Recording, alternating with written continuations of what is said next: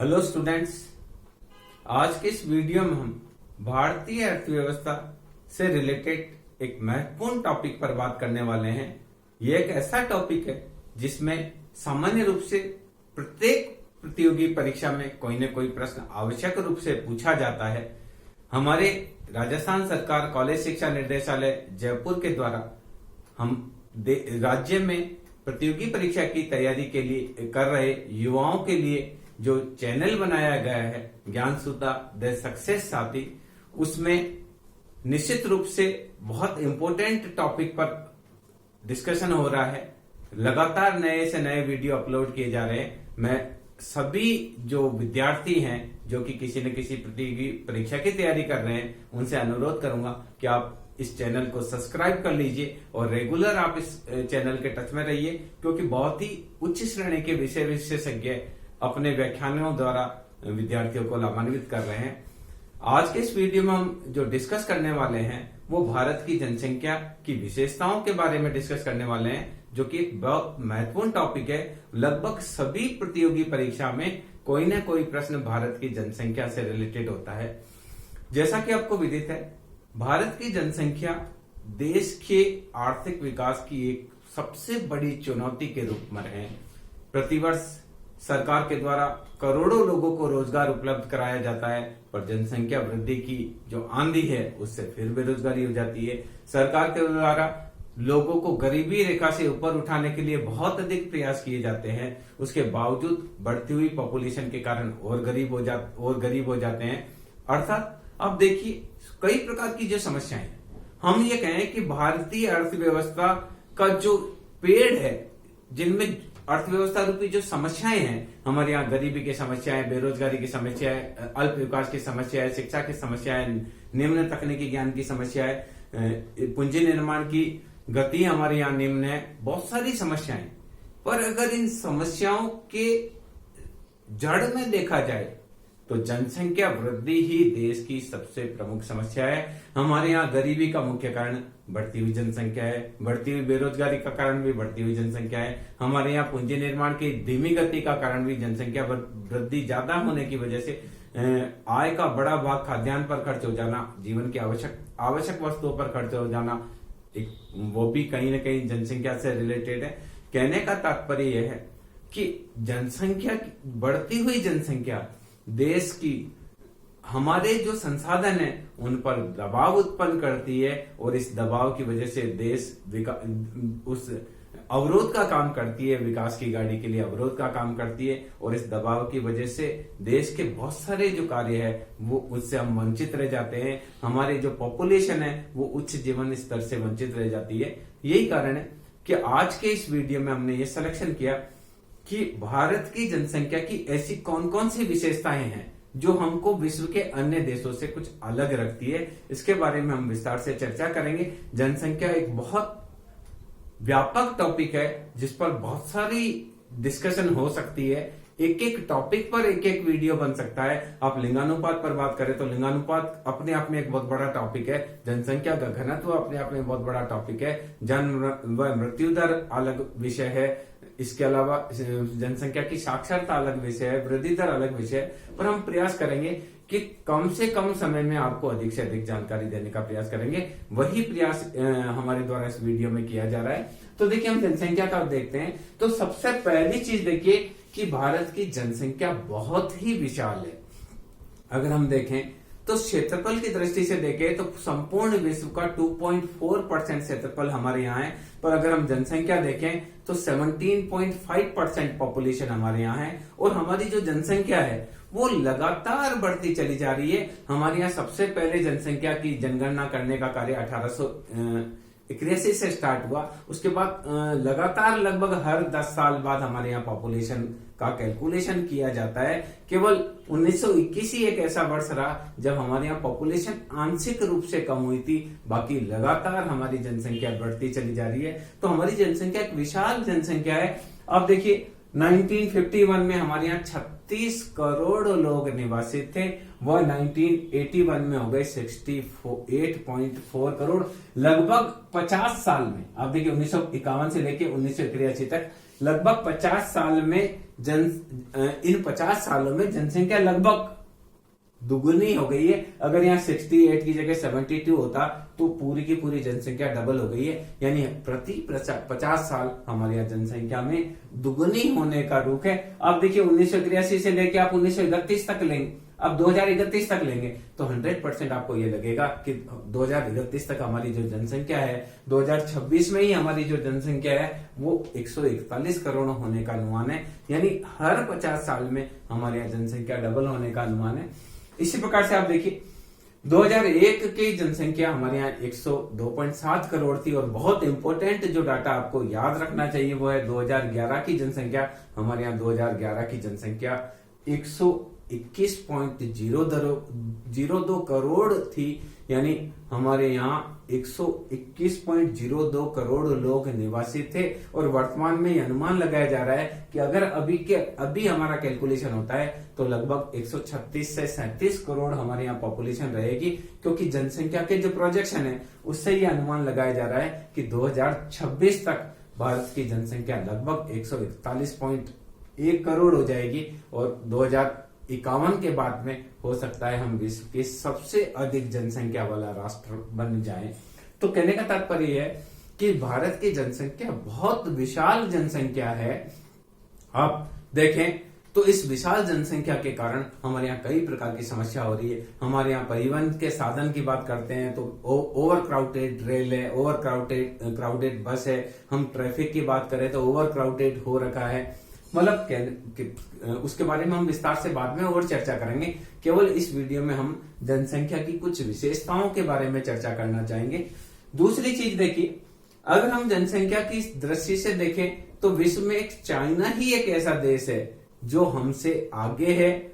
बाकी विश्व में द्वितीय स्थान पर भारत की पॉपुलेशन आती है। यही कारण है इतनी बड़ी जनसंख्या होने की वजह से पूरा विश्व भारत को एक बाजार के रूप में देखता है। और हर बहुराष्ट्रीय कंपनी किसी न किसी रूप में भारत आना चाहती है, या तो आ चुकी है या आना चाहती है। विश्व के सबसे बड़े बड़े ब्रांड भारत को एक बहुत बड़े मार्केट के रूप में देखते हैं। यही कारण है कि भारत में तेजी से विदेशी कंपनी आ रही है, विदेशी निवेश बढ़ रहा है। उसकी चर्चा हम और फिर कभी करेंगे। इसके अलावा देखिए जनसंख्या में विस्फोटक वृद्धि हो रही है। ये जनसंख्या का विस्फोट है। विस्फोट में क्या होता है, बहुत तेजी से जो जहां पर भी विस्फोट होता है उस पर उसके आसपास की जो चीजें हैं वो उस विस्फोट के साथ बहुत तेजी से बहुत दूर तक चली जाती है। वैसा ही हमारे यहाँ पॉपुलेशन के बारे में हो रहा है। जिस गति से हमारे यहाँ पॉपुलेशन बढ़ रही है इसको आर्थिक विचारक जनसंख्या के विस्फोट की संज्ञा देते हैं। आप देखिए 1901 में जनसंख्या थी 23.0 करोड़। 1911 में हमारे यहाँ 23.08 करोड़ थी, जो 1951 में बढ़कर 36 करोड़ हो गई। और 1981 में 68.4 करोड़ हो गई। 2001 में ये 102.7 करोड़ हो गई। और वर्तमान में ये 121.02 करोड़ है। और ये बहुत जल्दी लग रहा है कि हमारी पॉपुलेशन 135 करोड़ को पार कर चुकी है। तो इतनी स्पीड से जो जनसंख्या बढ़ रही है उसको आर्थिक विचारक बोलते हैं कि एक जनसंख्या का विस्फोट है। एक जो अर्थशास्त्री हुए हैं उन्होंने जनसंख्या के अलग अलग फेज बताए हैं, उसमें इस फेज को विस्फोटक वृद्धि की संज्ञा दी जाती है। उस फेज के बारे में फिर हम कभी चर्चा करेंगे। तीसरी देखिए, अगला देखिए, जनसंख्या में वृद्धि दर भी बहुत ज्यादा है। सामान्य रूप से जो विकसित राष्ट्र हैं वहां जनसंख्या की वृद्धि दर रहती है बहुत कम, 0.5% रहती है। किसी की 0.6 है, किसी का 0.8 है, किसी की 0.92 के आसपास है, तो भी मानते हैं कि जनसंख्या बहुत बढ़ रही है। अब भारत के संदर्भ में हम देखें तो आप देखिए जनसंख्या की वृद्धि दर अगर हम देखें 1921 से 31 के बीच में देखें तो हमारे यहाँ 11% की दर से पॉपुलेशन बढ़ी। ये वैसा 1921 से 31 तक की, तब हमारे यहाँ चिकित्सा सुविधाओं का विकास नहीं हुआ था। लोग प्लेग से मर जाते थे, लोग चेचक से मर जाते थे, लोग उल्टी दस्त से मर जाते थे, लोग हैजे से मर जाते थे। बहुत सारी ऐसी बीमारियां थी जो अनकंट्रोलेबल थी। उस वजह से उस समय हमारे जनसंख्या की वृद्धि की दर कम थी। पर आजादी के बाद हमने चिकित्सा और स्वास्थ्य सुविधाओं में बहुत अधिक प्रयास किया, बहुत अधिक विकास करने का प्रयास किया। उसका कारण है कि हमने मृत्यु दर को बहुत तेजी से नीचे गिराया है। उसकी चर्चा हम आगे करेंगे। तो उसकी वजह से क्या हुआ, मृत्यु दर और पहले लगभग जन्म दर और मृत्यु दर में 1-2 का अंतर होता था, उस वजह से पॉपुलेशन बहुत ज्यादा नहीं बढ़ती थी। पर जब देश स्वतंत्र हुआ उसके बाद हमने चिकित्सा और स्वास्थ्य सुविधाओं पर बहुत अच्छा ध्यान दिया और काफी डेवलप किया, तो जन्म दर में हमारे यहाँ कमी कम हुई, मृत्यु दर में बहुत तेजी से कमी हुई, और जो ये गैप उत्पन्न हो गया उस गैप की वजह से जनसंख्या में विस्फोटक दर से वृद्धि हुई है। आप देखिए 2021 से 31 तक केवल 11% वृद्धि दर थी, वही पॉपुलेशन 71 से 83 तक आप देखेंगे तो 24.66% की दर से बढ़ी है। आप देखिए 2.5% पॉपुलेशन हर दशक में, हर वर्ष हमारे साथ जुड़ जाती है। हमारे यहाँ एक वर्ष में लगभग 2.96 2 करोड़, लगभग 3 करोड़ बच्चे हमारी पॉपुलेशन में ऐड हो जाते हैं, जो कि ऑस्ट्रेलिया की कुल पॉपुलेशन से भी कम है। तो यह देखिए कितनी ग्रोथ रेट है, लगभग 2.467% ग्रोथ रेट हमारी पॉपुलेशन की प्रतिवर्ष है। वो 1891 में रही है 23.85%। सरकार के द्वारा जनसंख्या नियंत्रण के लिए बहुत सारे फैमिली कार्यक्रम चलाए जा रहे हैं, परिवार कल्याण कार्यक्रम चलाए जा रहे हैं, लोगों को जागरूक करने का प्रयास किया जा रहा है, तो उसका प्रभाव हुआ धीरे धीरे। अब हमारे यहाँ जनसंख्या की जो ग्रोथ रेट है उसमें कुछ गिरावट देखने का हुआ। आप देखेंगे 2001 से लेकर 2011 तक जनसंख्या की ग्रोथ रेट हुई है, और अगर हम 2011 की बात करें, 2001 से लेकर 2011 की बात करें तो जनसंख्या की वृद्धि दर रही है 17.6%, जो ये बताती है कि किसी न किसी रूप में हमारे सरकार के द्वारा जो परिवार नियोजन कार्यक्रम चलाए जा रहे हैं, परिवार कल्याण कार्यक्रम चलाए जा रहे हैं, उनका कुछ न कुछ इम्पैक्ट पड़ रहा है और हमारे यहाँ जनसंख्या की वृद्धि दर कुछ कम हुई है। इसके अलावा जनसंख्या की एक अन्य विशेषता हमारे यहाँ है कि हमारे यहाँ जनसंख्या की जन्म दर बहुत अधिक है। भारत का कुछ जो क्लाइमेटिक कंडीशन ऐसी है कि यहाँ पर जो जनसंख्या की वृद्धि दर है वो बहुत हाई है। आप 1901 से लेकर 1911 तक हम देखें तो हमारे यहाँ 48 प्रति हजार था। एक आप समझ लीजिए कि जनसंख्या की जो जन्म दर है और मृत्यु दर है उनको प्रति हजार जनसंख्या पर नापा जाता है।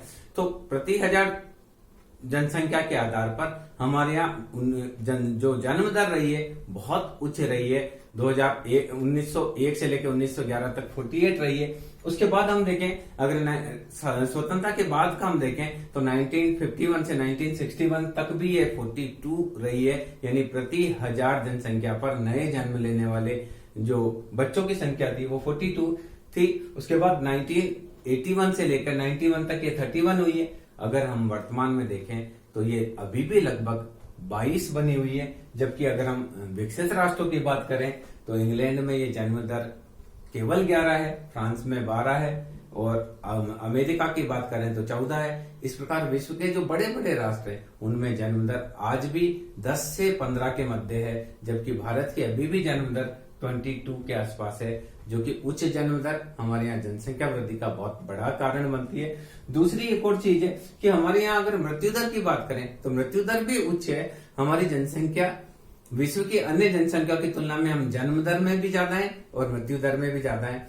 मृत्यु दर भी 1000 जनसंख्या प्रति 1000 जनसंख्या में वर्ष के दौरान कितने लोगों की मृत्यु होती है औसत रूप से, उस आधार पर मृत्यु दर को देखा जाता है। तो जब देखिए स्वतंत्रता से पूर्व हमारे यहाँ स्वास्थ्य व चिकित्सा सुविधाओं का बहुत अधिक विकास नहीं हुआ था। इस कारण से हमारे यहाँ जन्म दर भी उच्च थी, मृत्यु दर भी उच्च थी, तो जनसंख्या बहुत ज्यादा नहीं बढ़ती थी। अगर आप समंक देखेंगे तो आप देखेंगे कि 2001 से 11 तक जन्म दर हमारी 48 थी, पर अगर हम मृत्यु दर को भी देखें तो 48 में से 42.6 लोग वापिस मर भी जाते थे। हमारे यहाँ शिशु मृत्यु दर बहुत ज्यादा थी और छोटी छोटी बीमारियों से लोग मर जाते थे। लोग डायरिया से मर जाते थे, लोग चेचक है उससे मर जाते थे, प्लेग से मर जाते थे, बहुत सारी बीमारियां ऐसी थी, पोलियो की वजह से भी लोग मर जाते थे। बहुत सारी बीमारियां थी क्योंकि हमारे यहाँ चिकित्सा व स्वास्थ्य सुविधाओं का बहुत कम विकास था। लोग लोग बहुत कम ऐसे लोग थे जो चिकित्सक के पास जा पाते थे और बहुत कम ही चिकित्सालय अवेलेबल थे।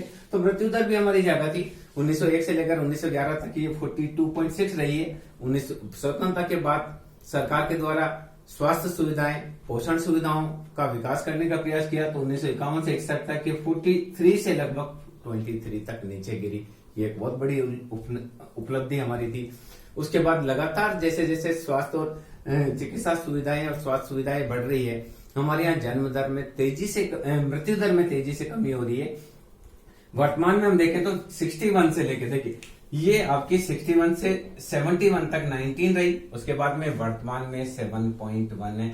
यानी हमने क्या किया, मृत्यु दर पर बहुत तेजी से कंट्रोल हमने किया है।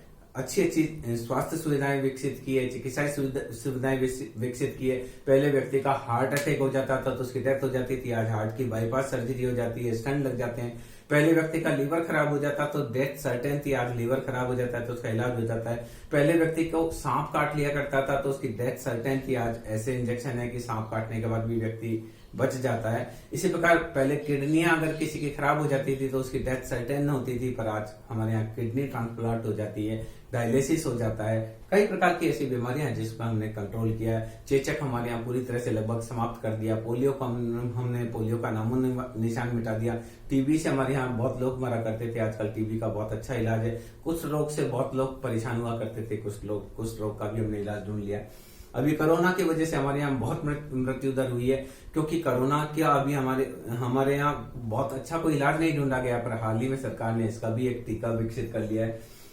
अब मृत्यु दर की बात करें तो अभी भी हम जापान में 6 ही मृत्यु दर है, अमेरिका में लगभग 7 है, 6.9 है, कनाडा में 7 है। उस दृष्टि से अभी भी मृत्यु दर में हम अभी थोड़े कमजोर है, पर इतना बहुत ज्यादा फर्क नहीं है, क्योंकि हमारे यहाँ 77.1 तक ले आए हैं और यूएसए में 6.9 है या जापान में 6 है, तो बहुत ज्यादा इसमें परिवर्तन नहीं है, बहुत ज्यादा डिफरेंस नहीं है। इसके अलावा एक और बड़ी विशेषता हमारी जनसंख्या की है कि हमारे यहाँ जनसंख्या में काम करने वाले लोग कम हैं और उन पर आश्रित जनसंख्या ज्यादा है। आप विदेशों में जाएंगे तो सब काम करते हैं, वहाँ जेंट्स भी काम करते हैं, लेडीज के द्वारा भी काम किया जाता है, बच्चों के द्वारा भी छोटा मोटा काम किया जाता है, या बच्चे 14 साल से ऊपर के हैं तो वो सेल्फ डिपेंडेंट हो जाते हैं, वो अपना कोई ट्यूशन पढ़ाकर या कोई स्टोर पर पार्ट टाइम जॉब कर भी काम करते हैं। पर हमारे यहाँ क्या है, व्यक्ति एक कमाने वाला है, उसके 4 बच्चे हैं तो 4 बच्चे उस पर आश्रित है, उसकी वाइफ उस पर आश्रित है, उसके वृद्ध माता पिता उस पर आश्रित है, उसका एक कोई भाई है जो बेरोजगार है वो भी उस पर आश्रित है। कहने का तात्पर्य यह है कि हमारी जनसंख्या का एक बड़ा भाग आश्रित जनसंख्या का है, यानी हमारी जनसंख्या में कुछ ही लोग काम करते हैं, बाकी लोग उनके द्वारा कमाई गई जो आय है उन पर आश्रित रहते हैं। आप देखिए 1901 में हम देखें तो हमारे यहाँ 46.6% जनसंख्या कार्यरत थी, जबकि 53.4% जनसंख्या उन पर आश्रित थी। अगर वर्तमान का डाटा देखें तो 2001 में लगभग 40% जनसंख्या के द्वारा काम किया जाता था और 60% जनसंख्या उन पर आश्रित रहती थी।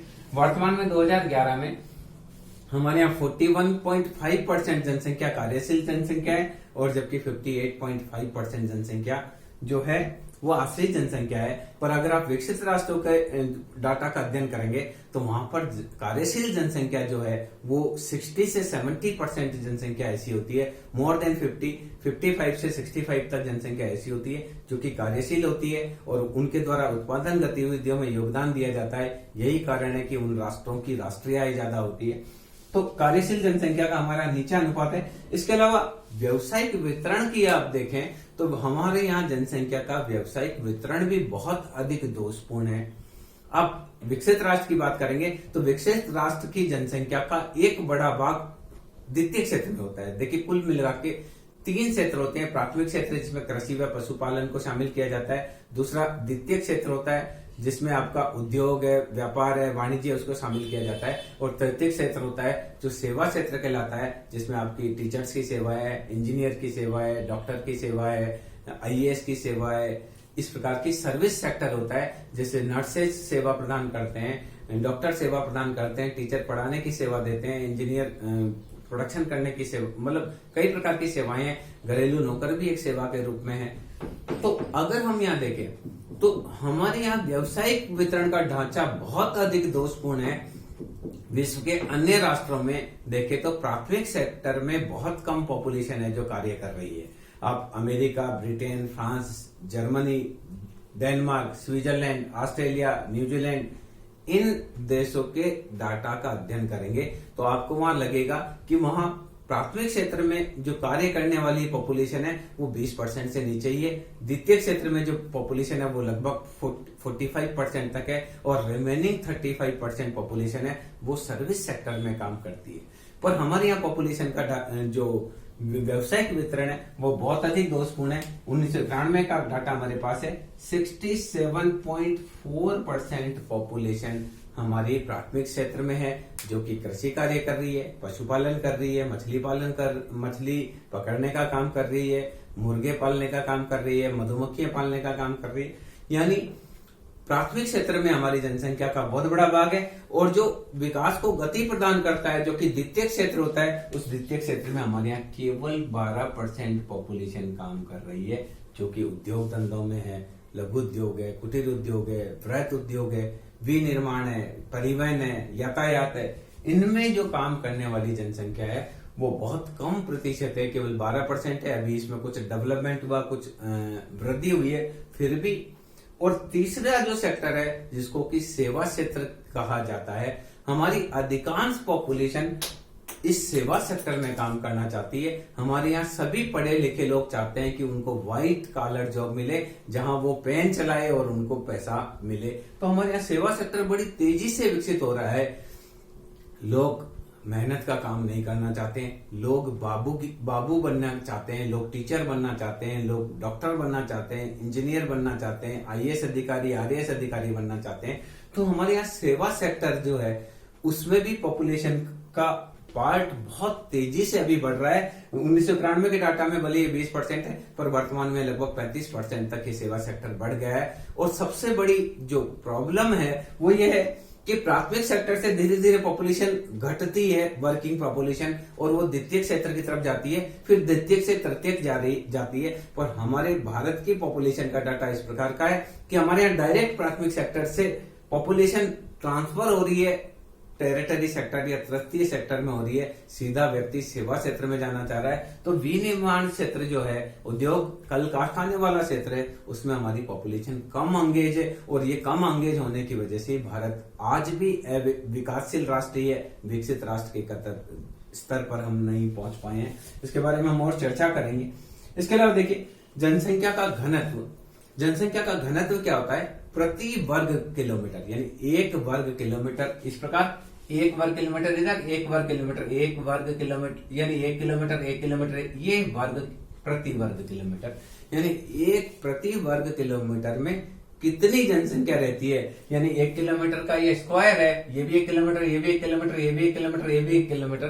प्रति वर्ग यानी वर्ग किलोमीटर में जनसंख्या कितनी रहती है उसे बोलते हैं जनसंख्या का घनत्व। जनसंख्या का घनत्व निकालने के लिए क्या करते हैं? जनसंख्या कितनी रहती है उसमें क्षेत्रफल का भाग देते हैं, तो जनसंख्या का घनत्व आता है। हमारे यहाँ 1 वर्ग किलोमीटर में 2011 की जनसंख्या के अनुसार 382 लोग निवासित हैं।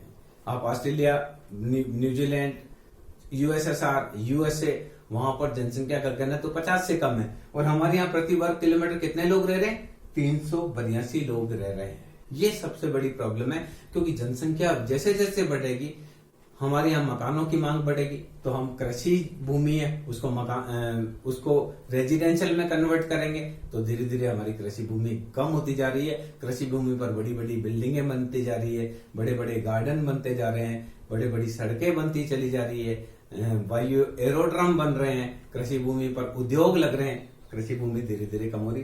दूसरी चीज देखिए, जनसंख्या का घनत्व हमारे ज्यादा है और इस घनत्व में भी बहुत अधिक है समानता। आप दिल्ली में जाएंगे तो प्रति वर्ग किलोमीटर 11,297 लोग रहते हैं, लगभग 11,300 लोग रहते हैं।